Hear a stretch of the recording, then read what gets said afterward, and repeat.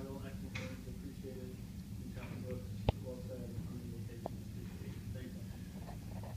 And of course, the heart of what keeps me going every day is my family. So, my wife Angela, thank you so much for all your support and being here today. This is actually the first promotion that my wife has been able to attend because I too was deployed to my second one, and we were just getting in the first one. She was available. But and then also I have a guest as well, retired Master Sergeant from the Air Force, RB, and his guest Tina. Thank you so much for coming. I appreciate you coming up from Houston. So we've heard about what today is. Today is the 70th anniversary of D-Day. We've already talked about it briefly. But at my sister's wedding this past weekend, I got to meet a World War II veteran. His name is Vern. He's 92 years old.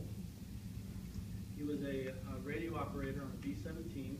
On his second mission, he was shot down over Yugoslavia, and he had to escape and evade for 500 miles with the resistance to make it back to friendly line.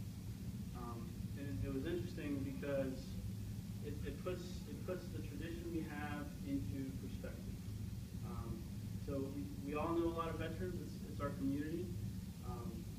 We all know a lot of heroes. And people like to throw the word hero around lightly. But my point is that what we do as healthcare administrators is going to be instrumental in the future of the United States.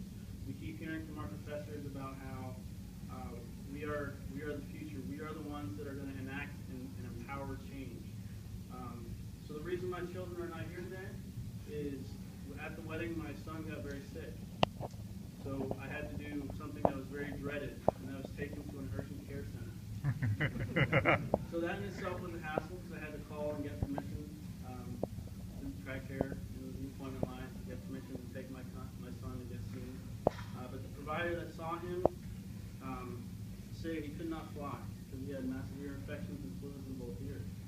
And then while sitting there with that provider, my son's throat began to swell up significantly, highly noticeable and very scary as a father to sit there and not be able to do anything about it. So they immediately pushed some steroids and some antibiotics through his muscles because the urgent care center did not have phlebotomists on duty.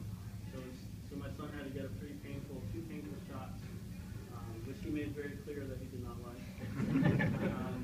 And then, so the next day, I had to fly out because I had to come back here and get ready for some class stuff, and my wife had to take him for a follow-up. And they proceeded to stick him again. Luckily, the phlebotomist was there, and they pushed the same amount of drugs. I think it was 500 milliliters of milligrams or whatever of Herceptin and some more steroids.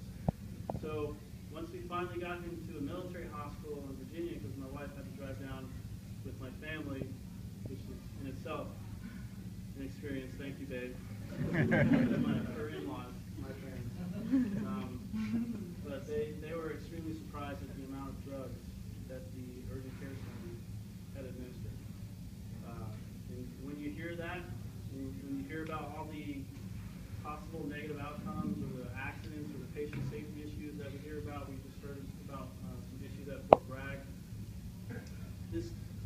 It opens your mind to what we are going to do. We will need to empower change, enact change, and be the tool that helps fix these patient safety errors. We've all had patient safety errors. I guarantee you each one of us has experienced it. Okay, we've heard about it in class. So my point is I do not take this rank lightly. As you move up in rank, you move up in responsibilities. I look forward to taking on those responsibilities. I look forward to the network we built together through the Baylor Bears and through our classmates. So you are the last people I'd like to thank today. None of us can get through this program by ourselves, and especially this last week, we all know that we're all hitting the study groups hard, the mock boards, and we are doing that. The professors aren't doing that, we as a class are doing it. So in the future, I look forward to getting calls and most likely calling you for assistance for whatever project we may be on.